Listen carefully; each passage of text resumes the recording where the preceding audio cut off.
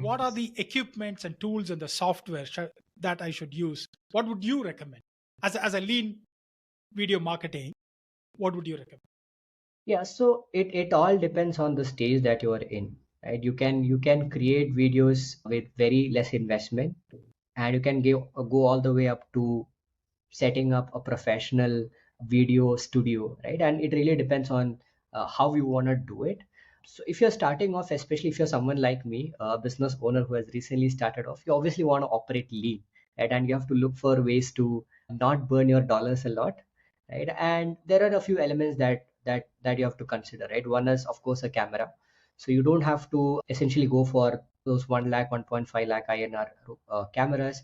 You can start with either your own laptop's camera, which might not offer a great quality, but if you want to take it one step higher, you can go for a web camera. Like for example, I'm using a web camera now. The second thing is lighting. uh, as much as possible, if you don't want to invest in lighting, you can go, if you have a good natural lighting source in your room, try and use that, right? I'm not using a lighting right now, though it's not something that I would personally recommend. But if you want to operate lean, these things, it's your content that matters more, right? Hmm. It's not the lighting, it's not the setup. The third thing is a microphone. You can either use your own headset that you already have, or you can buy a decent microphone for as less as 2000 rupees, not more than that. So you can go higher as you mature more, but you can start with that. So that's in terms of the hardware equipment.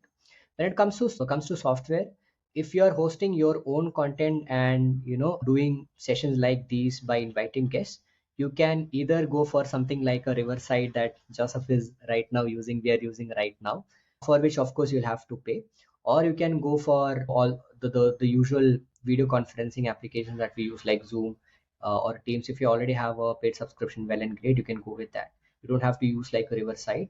There are other options like Restream, StreamYard, etc. If you want to go for the paid ones. So that's on the streaming part of it. If you are recording videos like these, if you are screen recording a video, then you can go for tools like Loom or Vid.io, which again, of course, are paid services, but with a watermark, a lot of these tools offer their free versions as well, right? So if you're okay having a watermark on your video, you can start using them as well. For editing, my all-time favorite, Canva. I do very basic editing on Canva. I'm not a video editor. I edit my own videos. I use Canva for it. But if you already know video editing as a skill, then you can think about using something like an Adobe Premiere. If you have a MacBook, it comes with iMovies. That's a decent tool as well. So basically, it's about trying to use first what you have with you as your own resources, whether it's software or hardware.